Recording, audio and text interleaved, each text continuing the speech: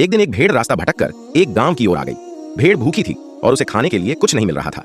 तभी उसे एक खेत नजर आया जहां हरी हरी घास लहर रही थी। भेड़ उस खेत में घुस गई और घास खाने लगी। लेकिन तभी गांव के कुछ लोग आ गए। वो गुस्से में थे। उनके हाथों में लाठियां थीं। उन्होंने बिना कुछ सोचे समझे भेड़ को मारना शुरू कर दिया। बेचारी भेड़ की वहीं खेत में मौत हो गई। शुरू में गांव के लोगों को कुछ नहीं हुआ, लेकिन कुछ ही दिनों में अजीब अजीब घटनाएं होने लगीं। रात को लोगों को किसी जानवर की आहट सुनाई देती। घर के दरवाजे अपने आप खुलने बंद होने लगते और कई लोग बीमार पड़ने लगे। कुछ तो डर के मारे गांव छोड़कर चले गए। फिर एक रात गांव के बुजुर्गों ने मिलकर फैसला किया कि किसी पंडित जी को बुलाया जाए।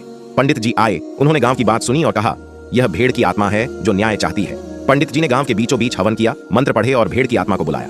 थोड़ी देर बाद हवा चलने लगी और एक सफेद सी धुंध में भेड़ की आत्मा प्रकट हुई। पंडित जी ने आत्मा से विनती की, अब तुम जाओ, तुम्हें मोक्ष मिले।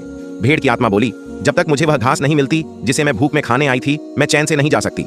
गांव के लोगों ने मिलकर एक बड़ा सा चारा तैयार किया, फूलों से सजाया और उस खेत में रखा। आत्मा आई, उसने वो चारा खाया और फिर शांति से आकाश में विलीन हो गई। इसके बाद गांव में सब कुछ सामान्य हो गया।